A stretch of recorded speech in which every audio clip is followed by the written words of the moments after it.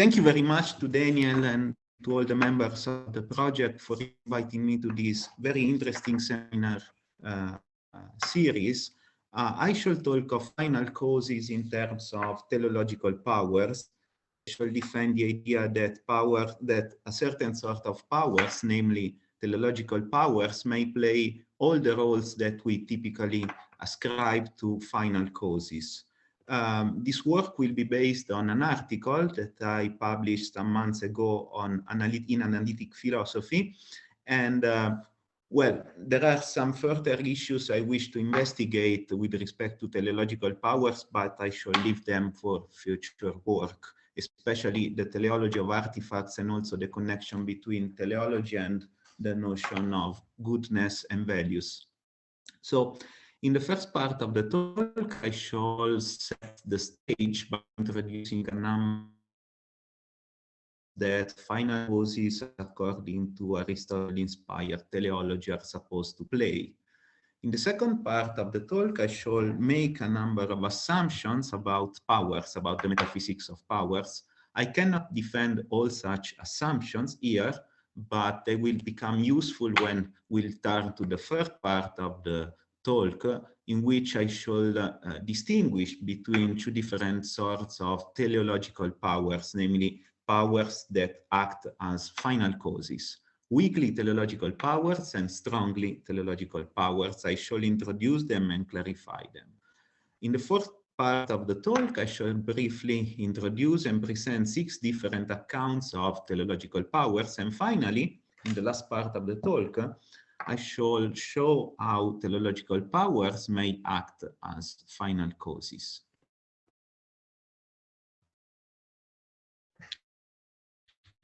So here comes the first part, what for the sake of which something exists or happens. Within an Aristotle-inspired final teleology, namely within an Aristotle-inspired study of final causes have a number of features. First of all, they are fundamental and irreducible.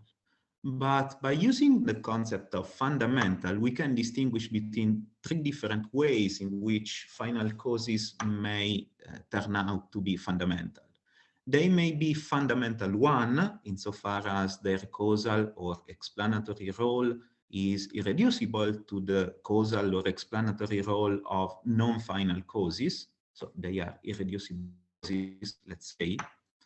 They may be fundamental 2, insofar as they irreducibly determine the workings of non-final causes and or of other sorts of entities. So this is a determining role with respect to non-final causes and or other sorts of entities. And thirdly, they may be fundamental 3, insofar as they may count as sui generis entities.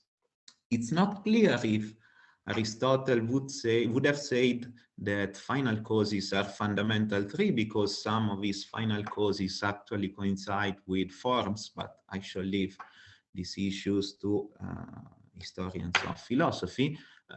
What is certain is that Aristotle would hold that they are fundamental 1 and fundamental 2.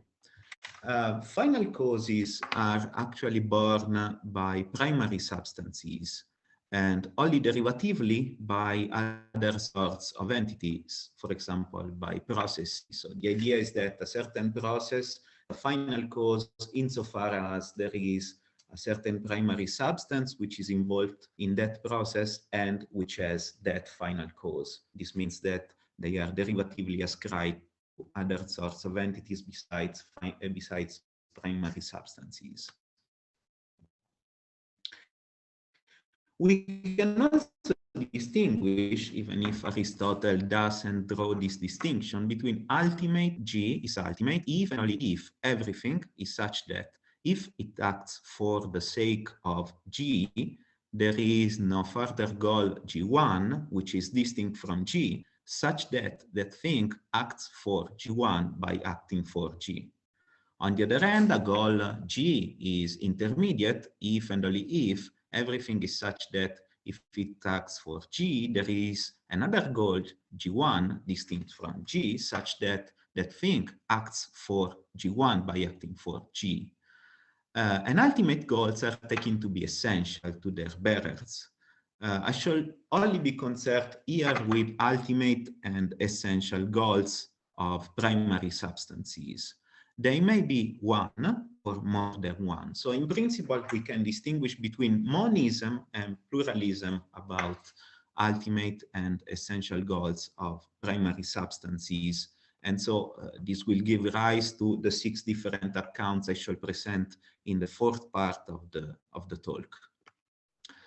Goals also belong to inanimate beings. They are not restricted to animate beings, to animals, plants, and human beings. Goals, of course, may not be reached, and they impose teleological necessity. Namely, if G is the goal of a substance S, then S must at least tend towards G. Maybe S doesn't reach G, maybe S doesn't always reach G, but at least S must tend by its own nature towards G. The acceptance of final causes doesn't imply the acceptance of mentalism, nor does it imply the acceptance of anthropocentrism. Mentalism is the idea according to which goals are only born by beings endowed with minds. If goals also belong to inanimate beings, then, of course, we are not inclined towards accepting mentalism if we accept goals in our own ontology. And, well, we don't need to accept anthropocentrism because human beings are not the only final causes in nature, nor are they the only entities that have final causes in nature. So this is a common misunderstanding with respect to final causes, because some of those who criticize final causes in the end think that accepting final causes implies the acceptance of some sort of anthropocentrism, but this is not true. Goals determine values. A good substance is one that reaches, or that is at least directed towards reaching its specific goal. There are a number of authors who have recently dealt with teleology, and some of them have also dealt with teleology by studying powers, by talking of powers. According to some of these authors, powers play a prominent role when it comes to teleology. So I'm not the first one who thinks that teleology is somehow connected with a powers metaphysics. So, for example, Ana Marmodoro held that an end, a goal of a substance, is a state of that substance with respect to which that substance is somehow incomplete.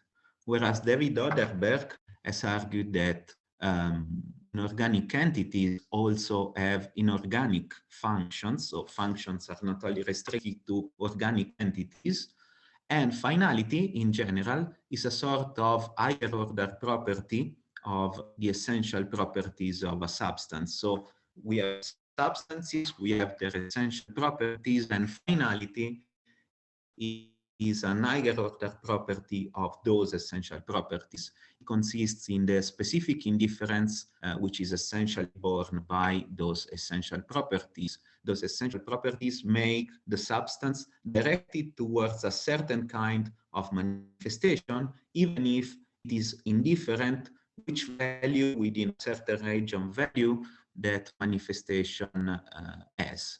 So this is the specific indifference of essential properties. According to Boris Henning, ends are the essences of the essential natural processes of substances. So Henning holds that basically ends and goals are attributed to processes rather than to substances, but I do disagree with respect to this interpretation of it is substances are more fundamental than processes. So if it is possible to ascribe goals to substances, and this seems to be the case, science. Finally, there are David Oderberg, Steele, and Nick Roll, who argue that some way or another, all powers are teleological because all powers have a sort of directness towards their manifestations. This won't be my view. I shall not hold that all powers, in a sense, are teleological just because they are directed towards their manifestations. The reason why I don't hold this view is that, well, final causes are typically held to play a number of roles besides some sort of directness towards something. So I shall argue that only a certain sort of powers, namely teleological powers, are able to play all the roles that are typically attributed to final causes. So just teleological powers may count as bona fide final causes. Let me now turn to my favorite metaphysics of powers, to a number of assumptions about the metaphysics of powers. First of all, I shall hold that there are powers in the universe, of course, and that there are only active powers in the universe. Namely, we can dispense with passive powers. Whenever we have a passive power, such as salts being dissolved by water, we can explain whatever is explained by that power just by mentioning the corresponding active power, namely waters being able to dissolving salt. I recognize that this is a wide issue. I shall not delve into here now. So this is just an assumption. I shall assume that active powers are enough if we want to explain what happens in the universe. So we need only to admit the existence of active powers. Secondly, I shall assume that powers are born by substances, even if some authors hold that substances may be reduced to bundles of powers. But, well, let me just state that I assume that powers are born by substances. And thirdly, I shall assume that powers are also individuated by their manifestations, even if and when those manifestations do not occur. Another important issue in the metaphysics of powers is the distinction between the possession of a power and its activation. I could possess a power even without activating it. For example, I possess the power to raise my arm now, even if I don't activate that power. So merely possessing power is one thing, and activating that power is another thing. This implies that the dependence or independence profile for the possession of a power is somehow independent from the dependence or independence profile for the activation of that power. Which means, for example, that a power may be independent of anything else for its possession by its bearer, even depending on something else for its activation.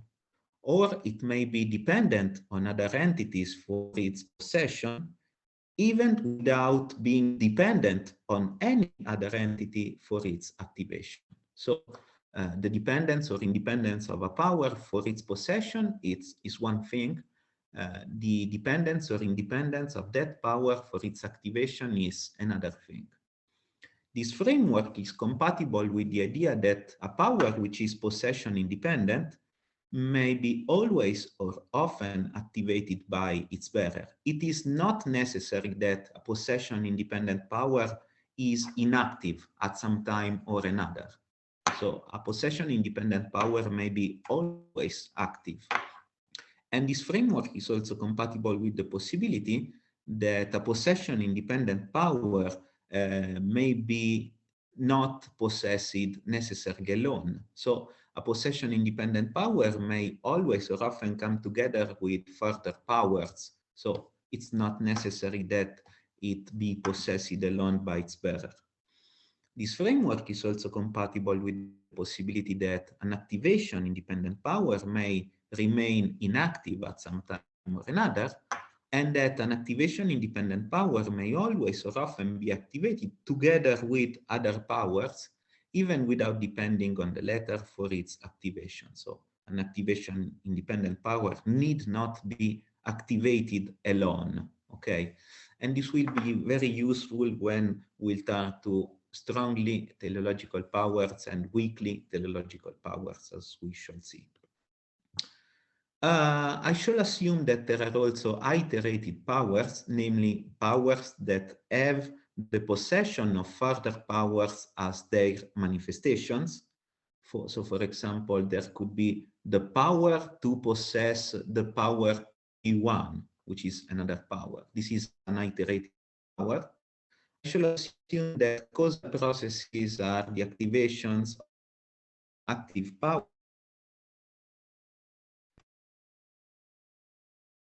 And basic powers. Basic powers are those powers that are not activated in virtue of anything else.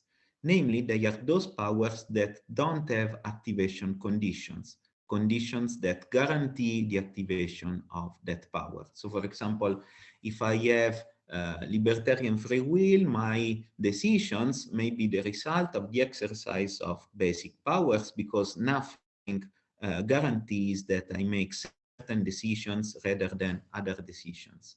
Activation conditions are not background conditions. There is a distinction to be made here that I have explored in another paper.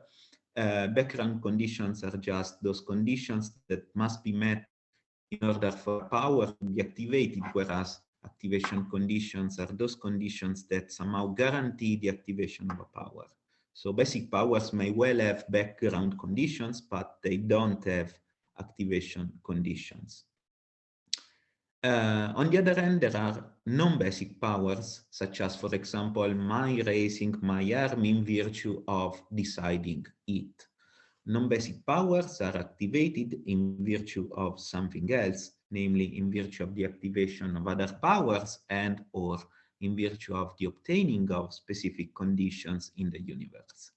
And I also hold that the activation conditions of non-basic powers are essential to them. So whenever we have, for example, my power to raise my arm in virtue of willing it, this power has certain essential activation conditions, namely willing it.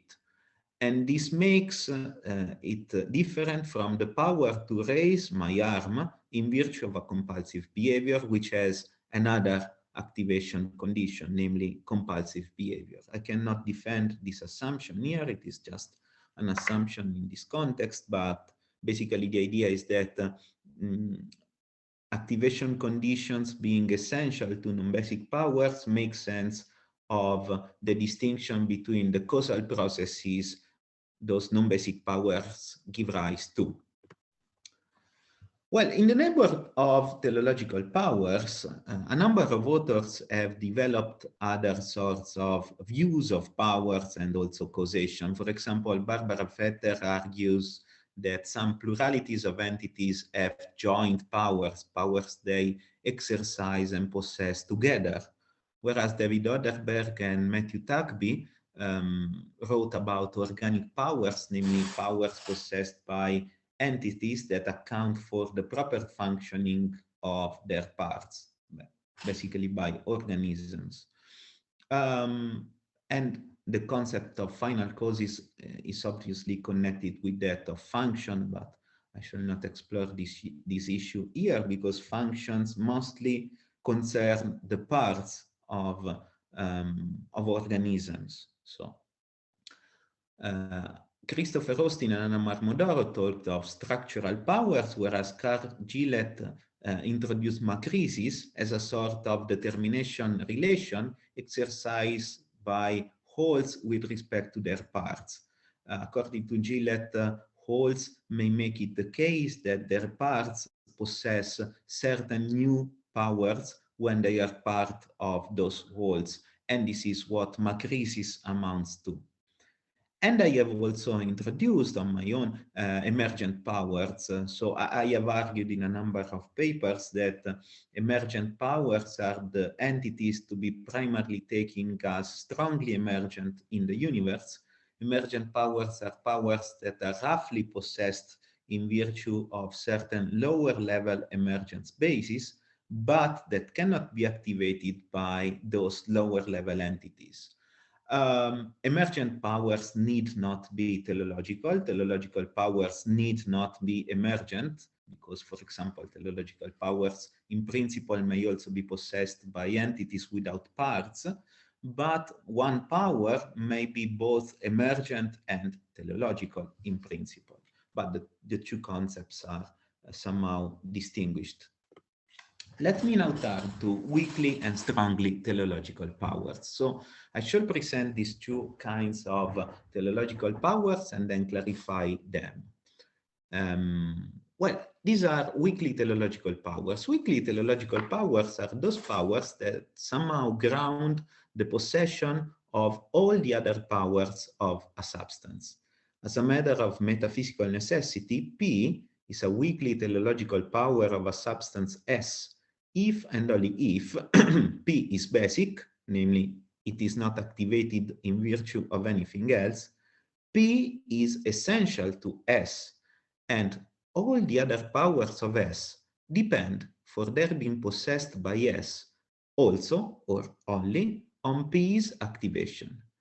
And the possession of P by S does not depend on the activation of any other power of S. So, weakly teleological powers are possession independent, at least insofar as the other powers of S are concerned. On the other hand, all the other powers of S of the substance depend on the activation of weakly teleological powers for their possession by S. This is the idea. Let me now clarify what happens here. So, well, first, P is a weakly teleological power, and P may depend for its possession on something else, but it cannot depend for its possession on the activation of other powers of S.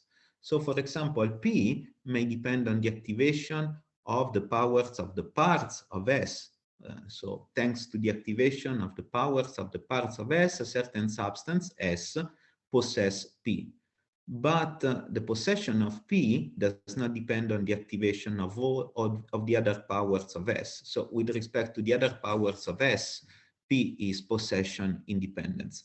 And this makes it ultimate. P is basic, namely P cannot be activated in virtue of anything else. And all the other powers of S depend, for their being possessed by S, also or only on the activation of P, which means that it is not necessary that all the other powers of S depend only on the activation of P for their being possessed by S. Maybe P grounds some other powers of S, the possession of other powers of S, together with the activation of other powers, or together with certain specific conditions of obtaining in the universe, and so on. But what matters is that P, if it is a weakly teleological power of S, is such that all the other powers of S depend at least also on P, on the activation of P, for their being possessed by S. How does S work in this respect? Well, basically how does P work in this respect? Well, basically P, by being activated, grounds the possession of another power P1 by S. And it does so by activating or contributing to activating a certain iterated power of S. So let's assume that P, a weakly teleological power of S, grounds the possession of P1. What happens is that P activates or contributes to activating a certain iterated power of S, namely the power to acquire P1 in virtue of the activation of P, and in case also of something else. So this is the place where iterated powers become useful. P is possession independent with respect to all the other powers of S. So this means that P need not be possessed by S without being activated. So P may always or often be activated by S its possession independence doesn't imply that P must be inactive at some time or another. And P need not be alone or possibly alone. So in principle, yes, P being possession independent may be alone, may come together with no other power, but often, if not always, P is accompanied by other powers in S. Why? Because mass substances endowed with weakly teleological powers are complex, they have parts, and they also live in specific environments, so they have further powers that involve their parts and or that involve interactions with other entities. This is the reason why P, even if in principle it could be unaccompanied, is actually accompanied when it figures in S. It figures in mass substances such as S. Weakly teleological powers, according to my account, are basic and essential, and they are also irreducible because they provide an ineliminable contribution to the possession of the other powers by S. Just a moment, sorry. Let me now turn to strongly teleological powers. As a matter of metaphysical necessity, P is a strongly teleological power of a substance S if and only if P is basic, P is essential to S, and all the other powers of S depend for their activation also or only on P's activation. So the idea is that P, being a strongly teleological power, at least participates in grounding the activation of all the other powers of the substance S. This implies that all the other powers of S, besides S strongly teleological powers, turn out to be non-basic. They turn out to be endowed with certain activation conditions, including the activation of P. The activation independence of P need not entail that P is always activated, nor that it can be had alone or possibly alone by S. So P being P, a strongly teleological power now, being activation independent, may always come together with other powers of S.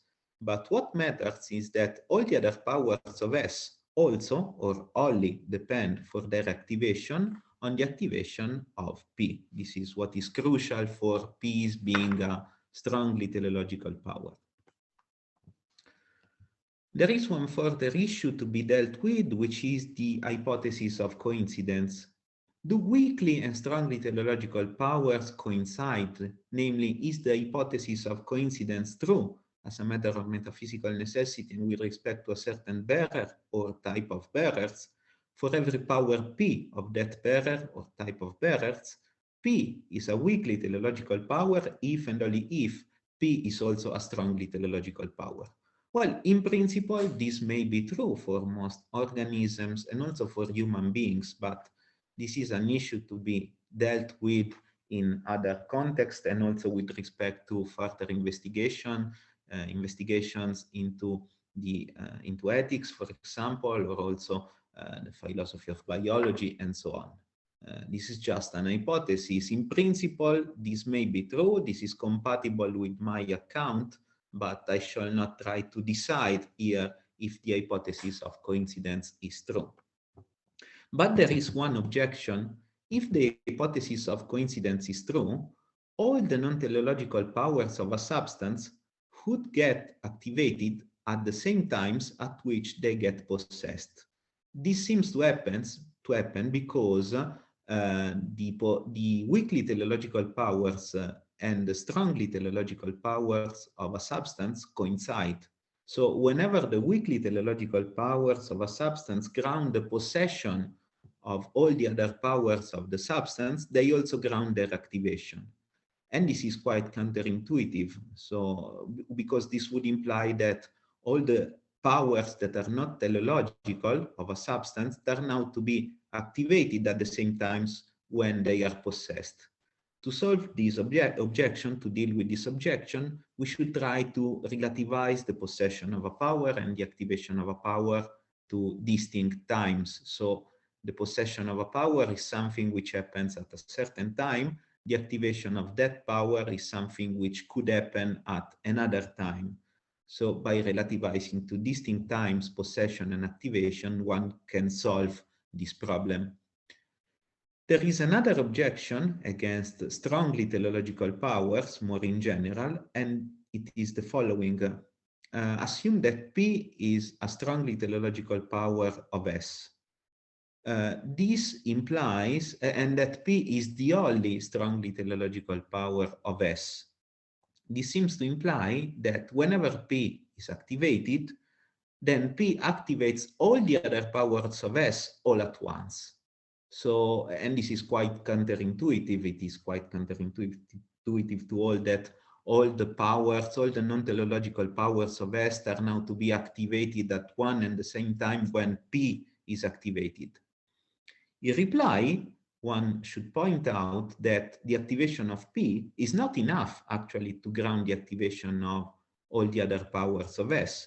Maybe P together with something activates a certain non-teleological power P1, together with something else activates another non-teleological power P2.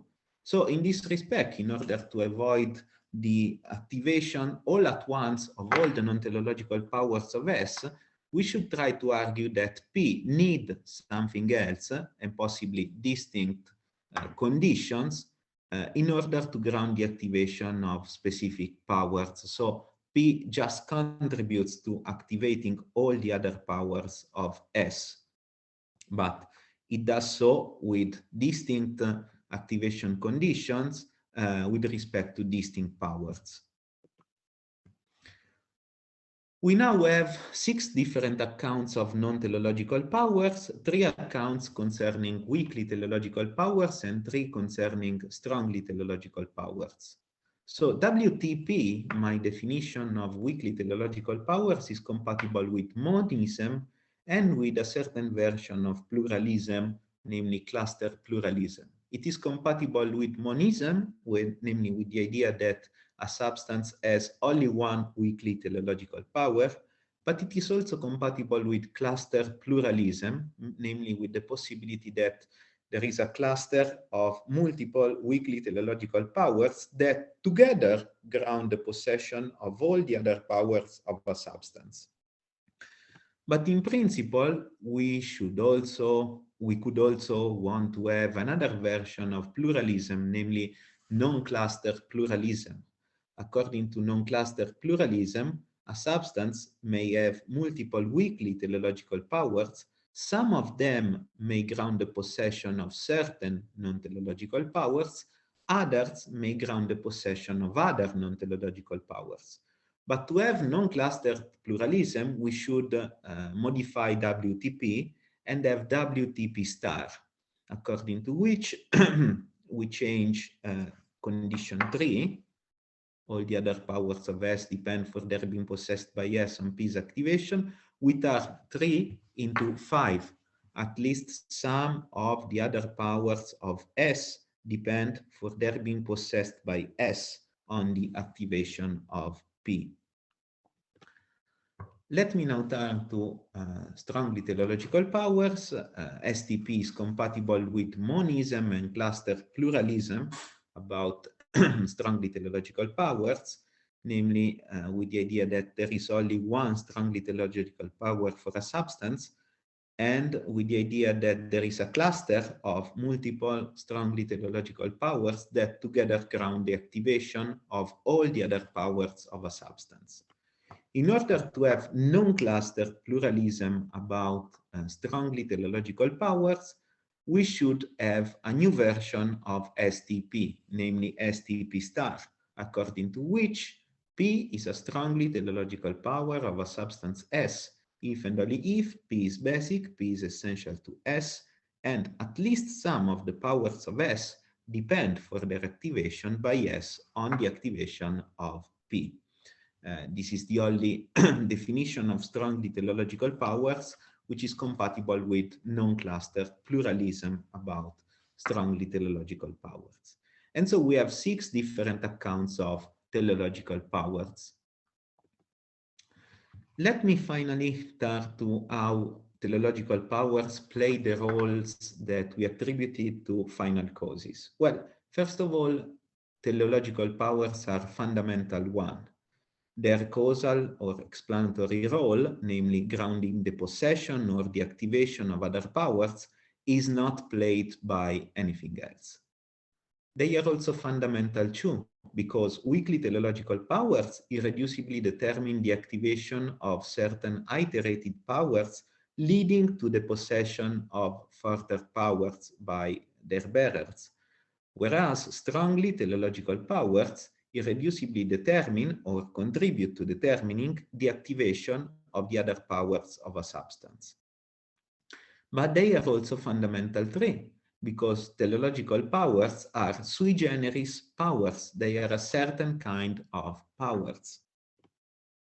Teleological powers are obviously brought by primary substances. They are possession independent, weakly teleological powers, and both weakly teleological powers and strongly teleological powers are basic. And this makes both ultimate because they do not possession depend on anything else, at least when all the other powers of a substance are concerned, and this is true for weakly teleological powers, and they do not depend on anything else for their activation, on no other power of the substance for their activation when it comes to weakly and strongly teleological powers. Well, on no other power at all. Basic powers do not have activation conditions. They are essential. They are compatible with monism, cluster pluralism, and non-cluster pluralism. And finally, teleological powers also belong to inanimate beings. Do they also belong to artifacts? Well, in principle, yes. But with respect to artifacts, I suggest two things. First of all, that the teleological powers of artifacts are imposed by something else, their creators and their users. And secondly, the strongly teleological powers of artifacts, or at least some of them, may turn out to be non-basic, namely they may turn out to be activated in virtue of the powers of their users. This would imply a revision of the definition of strongly teleological powers for artifacts, or the strongly teleological powers of artifacts may actually coincide with the powers of their users. So they may have, so to say, extrinsic strongly teleological powers. Teleological powers may remain inactive, namely goals may not be reached, but when the strongly teleological powers of a substance are inactive, substances stop acting, so presumably they stop existing, but this is fully compatible with Aristotle's account of teleology. Being essential, teleological powers impose teleological necessity. If a teleological power is essential to its bearer, then its bearer must tend to the manifestation of that power. Teleological powers do not imply the acceptance of mentalism nor of anthropocentrism. Their possession and their manifestations are not restricted to subjects endowed with minds or to human beings.